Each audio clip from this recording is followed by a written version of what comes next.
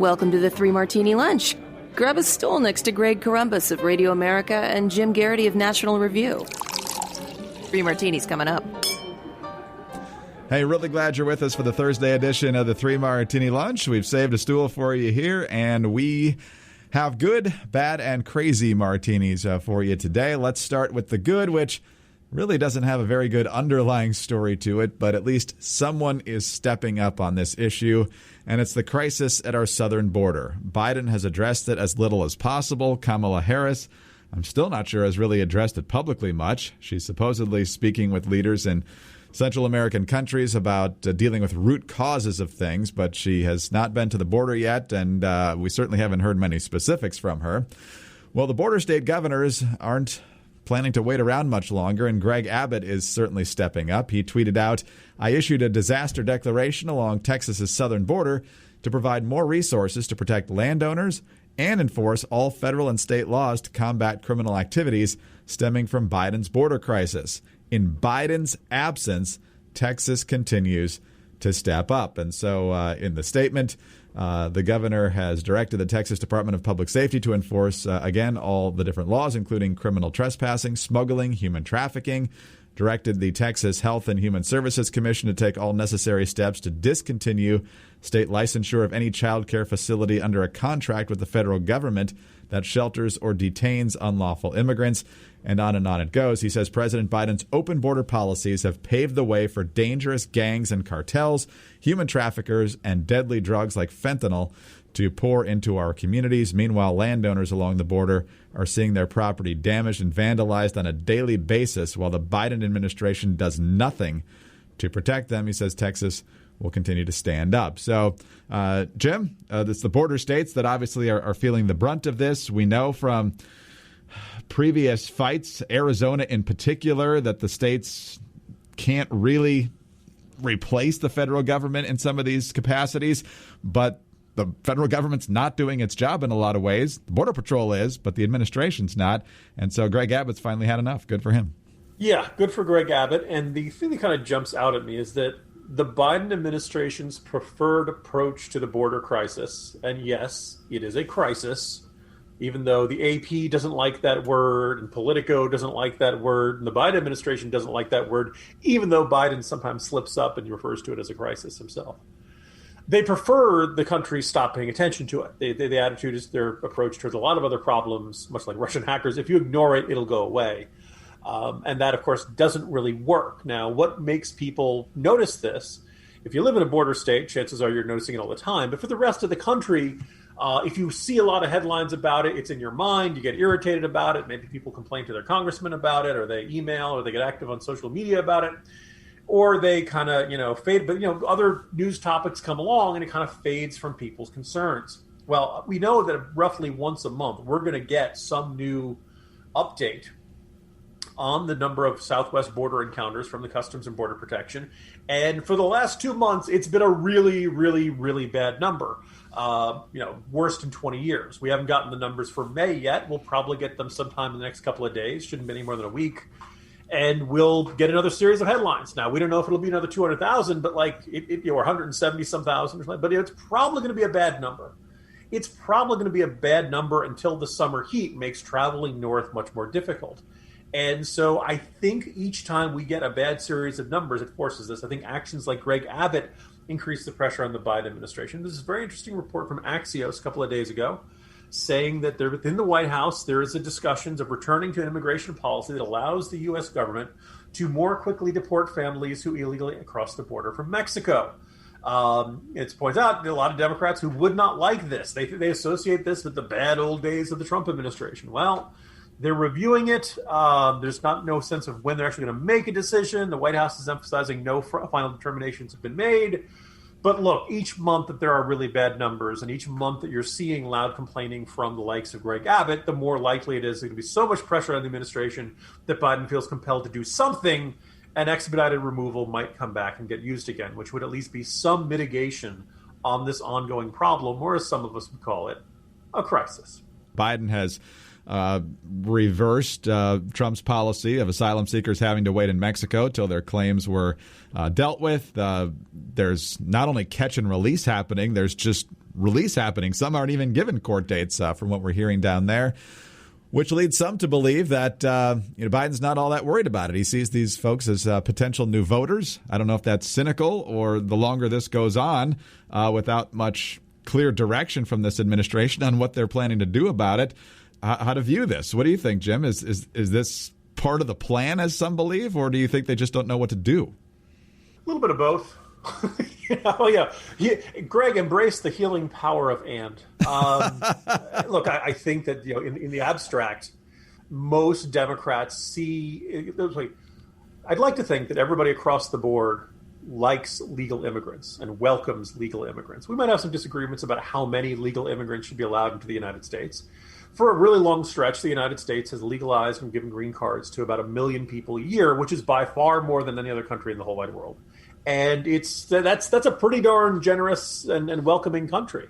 And even if you cut it in half to 500,000 per year, that would still be very high compared to all other countries and things like that. So I don't think that wishing to restrict legal immigration is by itself xenophobic. I think xenophobic comes in when you're like, I don't like those people. You see it as that. I think if you're saying, we're not doing a terribly great job of assimilating immigrants, we're having some difficulties here. We need to do this in relation to economic circumstances and things like that. I think that's entirely reasonable. I think most Democrats reject this entirely. I think a lot of Democrats believe that immigration enforcement and border enforcement is at its very heart morally wrong. At its very heart, it is unfair. At its very heart, it is a privilege for you to get all the rights of citizenship just because you were born here, and that other perfectly decent people who want to come here but who have not done so legally are denied them.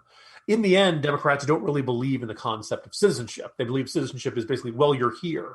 That's why it so angers them that certain, U.S. benefits, government benefits, rights, privileges, things like that could only be limited to U.S. citizens. In their mind, that there's no distinction. In fact, I think this is very clear. They prefer some people who come here illegally to native-born Americans. Now, the thing is, look, this being native-born, being born overseas, none of that inherently makes you a good person or a bad person. But in the minds of Democrats, they latch onto this. And that's why you so often hear people quoting the poem at the Statue of Liberty as if it's official U.S. policy. It's not. It's a beautiful, inspirational thought. But our job is to craft policy that reflects our ideals, but also accommodates realities. If the U.S. said, anybody in the whole wide world who wants to get here, come on over, it's welcome, you'd probably have 1 billion people here within a few years. And that would not work out well, trust me.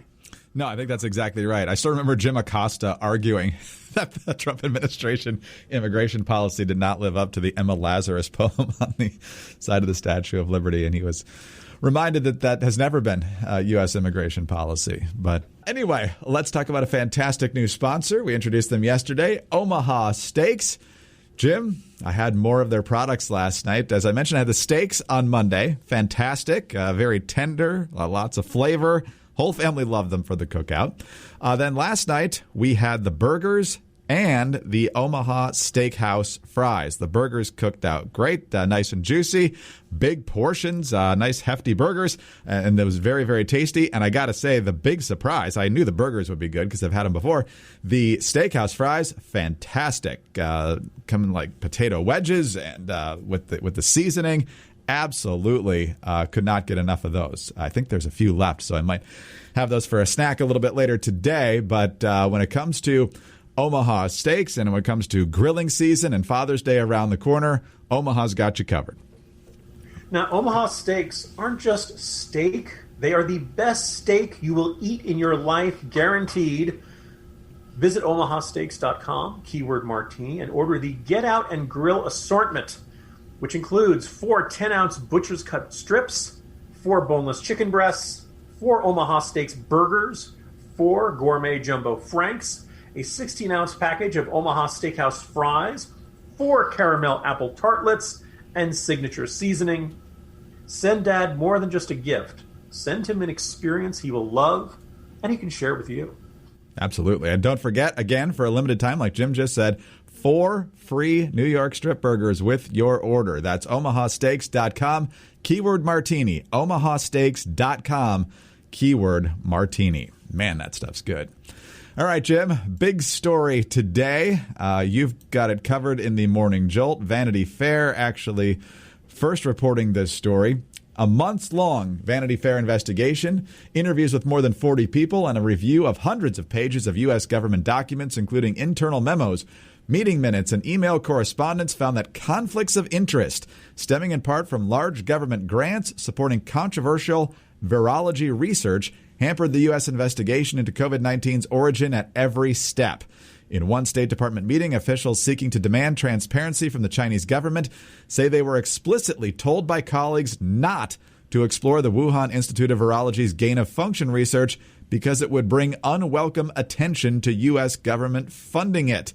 In an internal memo obtained by Vanity Fair, Thomas Donano, former acting assistant secretary of the State Department's Bureau of Arms Control, Verification, and Compliance, man, that's a long title, wrote that staff from two bureaus, his own and the Bureau of International Security and Nonproliferation, warned leaders within his bureau not to pursue an investigation into the origin of COVID-19 because it would open a can of worms if it continued. And we've also, of course, gotten the Freedom of Information Act release of many of Anthony Fauci's emails, and he was at least aware of the possibility that this was a leak due to gain-of-function research in Wuhan pretty early on in the process. Jim, you obviously have said in the Morning Jolt today that this is a really big deal. How big of a deal is it?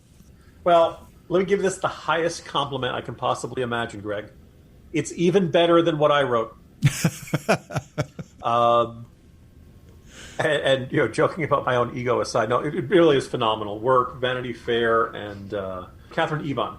Not part of the vast right-wing conspiracy, so to speak, and Vanity Fair is kind of better known for, does some good journalism, but it's kind of more known for glossy journalism. This is a huge, in-depth, investigative piece of work, and I think like the single most important, we've known the broad outlines of this story. We all knew what was going on with what was going on at the Wuhan Institute of Virology. It was gain-of-function research. It was taking viruses that were already potentially dangerous, but then working on them to make them more dangerous and to make them more contagious. And the idea was, by making them that, we'll be able to figure out how they became more dangerous, ideally how to fight them. By the way, someone made a very good point. For all the talk about gain-of-function research, how much did it really help in the development of vaccines? How much did all this research that's been going on for years and years, like when we needed it the most, did it really offer us any great insights? I think that's an unresolved question at this point. But early on, there was a working group within the U.S. State Department that did not want too much focus upon the U.S. funding of gain-of-function research through the National Institutes of Health that Fauci apparently had signed off on, and that Fauci insisted he did not know how exactly this had, whether the money had gone to gain-of-function research through the Wuhan Institute of Virology. I find that a little tough to believe. It is now, based on the quotes in this story, clear that some portions of the U.S. government did not want to look that hard at where this virus came from. And whatever else we learn, that is utterly inexcusable. This was their job. You can't stop another pandemic in the future if you do not understand how this pandemic started in the here and now. And there was clearly, why would they not want people looking at that? Well, if they were absolutely certain that this wasn't caused by a leak at the Wuhan Institute of Virology, there'd be no worried about it. The only reason to say, no, don't do this, the quote is, it's going to open up a can of worms, is because they're afraid that, in fact, the lab leak did happen, and that a portion of the lab leak occurred at an institution that was doing research that was partially funded by the U.S. government. A whole lot of people in the United States government had a lot of their reputations at risk here. This looks like it includes Francis Collins. This looks like it includes Anthony Fauci. And this has just become a huge story. It kind of fuels every conspiracy theory. And it's, people who listen to this podcast will know, Greg, you and I mean, we joke about the UFOs and stuff, and we joke, but this basically says the government had a suspicion that this was, not just a random bat somewhere biting somebody, some farmer in a cave, and that's what caused it all. It looks like this, and it looks like our government didn't want to know because they feared the implications, and that is going to stir up enormous amounts of justified rage, and it's going to it's going to do more to damage the trust in the public health experts in this country more than anything any angry crowd on Capitol Hill could ever do. Another paragraph that you put in the Morning Jolt that I think is worth mentioning here. It says, for most of the past year, the lab leak scenario was treated not simply as unlikely or even inaccurate, but as morally out of bounds. In late March, former CDC Director Robert Redfield received death threats from fellow scientists after telling CNN that he believed COVID-19 had originated in a lab. Quote, I was threatened and ostracized because I proposed another hypothesis, Redfield told Vanity Fair. I expected it from politicians. I didn't expect it from science. So that's obviously taking it to a whole new level, Jim. And it also reminds me of what you said last week about the under-news theory of Mickey Kaus, that when you see all of a sudden people in power shifting positions and suddenly acknowledging that this is something worth looking at when before it was absolutely verboten, that something's probably coming. So did they know the Vanity Fair story and perhaps others were in the works, and so they had to act like they weren't a stick in the mud, or is there something else to interpret here? That's a really interesting theory there, Greg. I think that's a strong possibility there. I also think that, by the way, my observation regarding the comment from Redfield was that if you, when somebody threatens to kill you, it probably is a sign you hit a nerve. It probably, it doesn't say that your hypothesis is true, but if you put out a hypothesis and somebody says, if you keep saying that I'm going to kill you, it probably doesn't mean that what you're saying is totally cuckoo for Cocoa Puffs. If I said to you, Greg, I'm fairly certain that the Detroit Lions are going to win the Super Bowl, that's not likely to make you so angry that you threaten to kill me. Now, if I said, I think Mitch Trubisky's going to leave some, underperformance cooties that will get onto Justin Fields, then you might get angry enough to kill me because you think that's a real possibility. That strikes you as a much more plausible and frightening scenario than the Detroit Lions winning the Super Bowl. Look, here's the, it shouldn't make you that. The other possibility I think we're kind of getting from this, for everything we've learned over the last 18 months or so, Greg, you think some, like the stereotype of the mad scientist, you think some scientists are a little, their alphabet may not go all the way to Z? Yeah. Really good in the lab, but common sense, emotional control, and all that kind of stuff isn't really their strong suit. That's been known to happen. It's been known to happen among a few scientists. But I would assume there's quite a bit of money at stake here, too, and maybe that's what they're responding to. And by the way, Jim, just to clarify on the Bears, if underperforming quarterbacks was going to turn me into a murderer, it would have happened a long time ago. So it's pretty much the entire legacy of the Bears during my lifetime. So you're safe, I think. All right, let's talk about another great sponsor we have today. If you can't get a straight answer from your government officials about the most significant pandemic in a century, at least you can save some money on your home and auto insurance.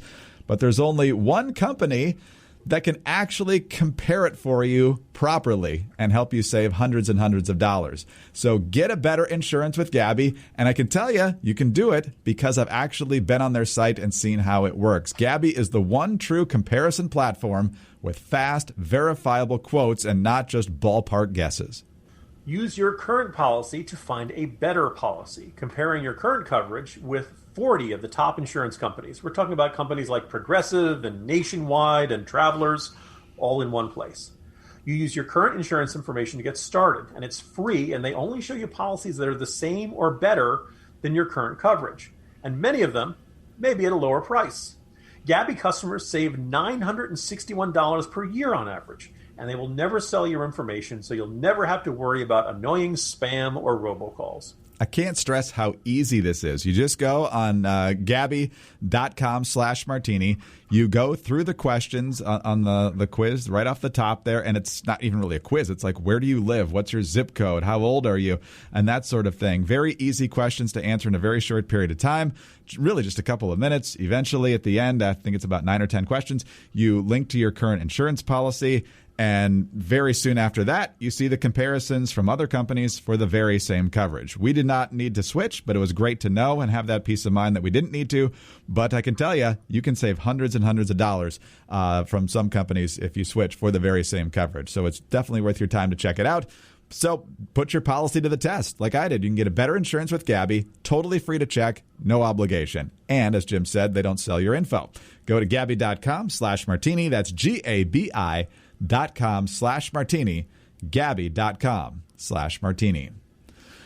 All right, Jim, learning how much obfuscation there was from our government may lead you to want to have a different government. Well, we're not going to have any secession from the country for a while, it seems, but there is an effort afoot in parts of Oregon to leave Oregon. And as the New York Times has pointed out, there are really two significant parts politically to Oregon. There's the eastern half, which is agricultural and politically conservative.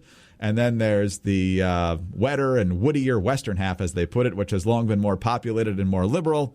That's where Portland is, which is melting down on a daily basis. And there's a lot of political wackiness off to the left. So there are 5 eastern counties in Oregon that have said now in non-binding votes that they would like to leave Oregon and join with their more like-minded conservative neighbors further east in Idaho. Jim, I'm extraordinarily sympathetic to this effort. I can only imagine what it's like to be completely dominated by a certain section of the state when the part where you live is definitely not politically aligned with that. The question is whether this is actually plausible, and my suspicion is not anytime soon. Greg, I have this feeling that we've discussed this before when certain places in Virginia on the western side wanted to go over and join West Virginia. Mm-hmm. And I'm of two minds. The first thing is, it's not going to happen. Don't get your hopes up. We're not going to see Calexit. We're not going to see, the talk of turning California into 2 states. State lines are probably going to stay exactly as they are, 10 years from now, 20 years from now, 30 years from now. But that having been said, I don't know if we discussed this last time. Greg, if people are that dissatisfied with how their state government is operating, would it make sense to create some sort of county level free agency period? Where at some point your contract with your existing state runs out, and you're, particularly if you're a border county, you can look at the other state and say, do we like that better? Do we like their tax rates better? Do we like their governing philosophy? Do we like the way they do things? What's in it for us? And you could have states trying to compete to try to get people. We've all heard about people moving with their feet. Well, Greg, we're a more sedentary population right now. We don't like moving. We don't like getting up off the couch.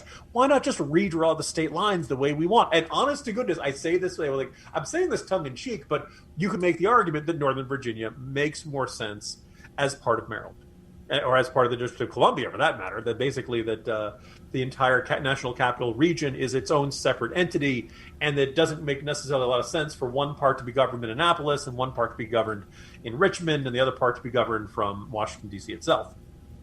There are all kinds of this, and people have pointed out how much you look at a map of Illinois and how basically Cook County is blue. Maybe there's 1 or 2 other suburban counties that are blue, and the rest of the state is red. And that's a phenomenon that's at work in a lot of these places. It makes a lot of sense that eastern Oregon counties would be like, we've got nothing to do with Portland.